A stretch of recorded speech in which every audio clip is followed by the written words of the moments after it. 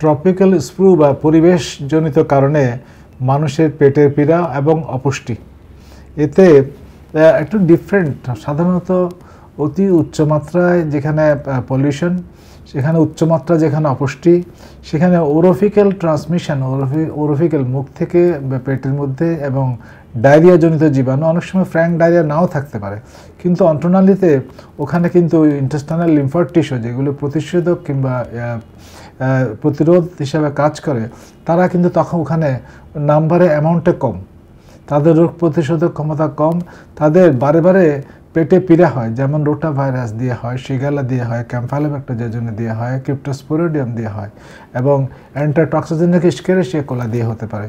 অর্থাৎ তাদের ইন্টেস্টাইনটা normally functioning নয়, তাদের ভ্যাকসিনে ভালো কাজ হতে চায় না, মাঝে মাঝে পেটের পীড়া হয়, এবং সারা বছর ইন্টেস্টাইনটা ভালো কাজ করে না, তাদের অপুষ্টি, তাদের উচ্চতা কম হয়, তাদের ওজন কম থাকতে পারে, এবং তাদের এক্সট্রিম কেসে তাদের হাতে পায়ে মুখে পানি এসে যেতে পারে। সো এই ধরনের জিনিসগুলি মনে হয় কিডনির অসুখের মতো কিংবা লিভারের অসুখের মতো, আসলে এটা ইন্টেস্টাইনাল অসুখ। এর ডায়াগনোসিস বুঝতে গেলে আপনাকে ইন্টেস্টাইনাল বায়োপসি করতে হবে। বায়োপসিতে কি পাবেন?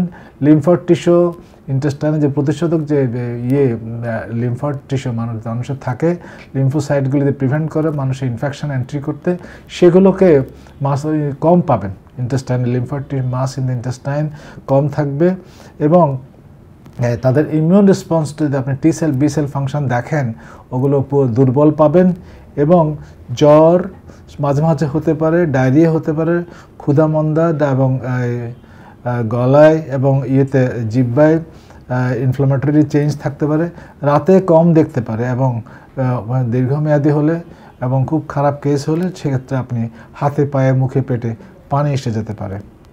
এইগুলির ডায়াগনোসিস বেসিক্যালি ইন্টেস্টাইনাল বায়োপসি, এবং কিডনির অসুখ নয়, লিভারের অসুখ নয়, সেটা নিশ্চিত হয়ে আসতে হবে পরীক্ষা করে।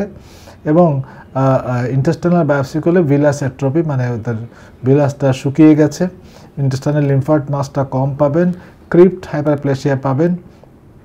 চিকিৎসা হবে অপুষ্টির চিকিৎসা, পুষ্টিকর খাবার দেওয়া, ইনফেকশন থাকলে ইনফেকশন ট্রিট করা, ভিটামিন B12, ফলিক অ্যাসিড এগুলো দিতে হবে, গ্লুটামিন দিতে হবে, এবং ওরাল হাইজিন, মুখে পরিষ্কার পরিচ্ছন্ন থাকা, দাঁত ব্রাশ করা, ওয়াশ করা, এগুলো নিশ্চিত করতে হবে যাতে জীবাণু ঢুকতে না পারে।